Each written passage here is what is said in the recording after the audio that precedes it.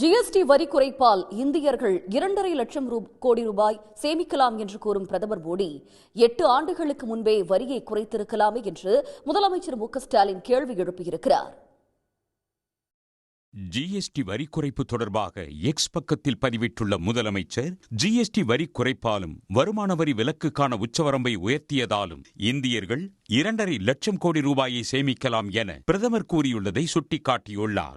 இதைத்தான் தொடக்கத்தில் இருந்தே எதிர்க்கட்சிகள் வலியுறுத்தி வருகின்றன என தெரிவித்துள்ள அவர், 8 ஆண்டுகளுக்கு முன்பே இதை செய்திருந்தால் இந்திய குடும்பங்கள் பல கோடி ரூபாயை எப்போதோ சேமித்திருக்குமே என்று தெரிவித்துள்ளார். தற்போதைய வரி குறைப்பில் சரிபாதி அளவு மாநில அரசுகளின் பங்கில் இருந்துதான் செய்யப்படுகிறது என்றும், ஒன்றிய அரசு உண்மையை மறைப்பதாலும் பாராட்ட மறுப்பதாலும் சுட்டிக்காட்ட வேண்டிய கடமை உள்ளது என்றும் அவர் கூறியுள்ளார். மற்றொருபுறம், மாநிலங்களுக்கு நியாயமாக சேர வேண்டிய நிதியை கூட ஒன்றிய அரசு தர மறுப்பதாகவும் குற்றம் சாட்டியுள்ளார். இந்தி திணிப்பை ஏற்க மறுக்கும் ஒரே காரணத்துக்காக ஒருங்கிணைந்த கல்வி திட்டத்தின் கீழ் தமிழ்நாட்டுக்கு வழங்க வேண்டிய நிதி மறுக்கப்படுவதை சுட்டிக்காட்டியுள்ள முதலமைச்சர், இந்த அநீதி எப்போது முடிவுக்கு வரும் என்றும் கேள்வி எழுப்பியுள்ளார்.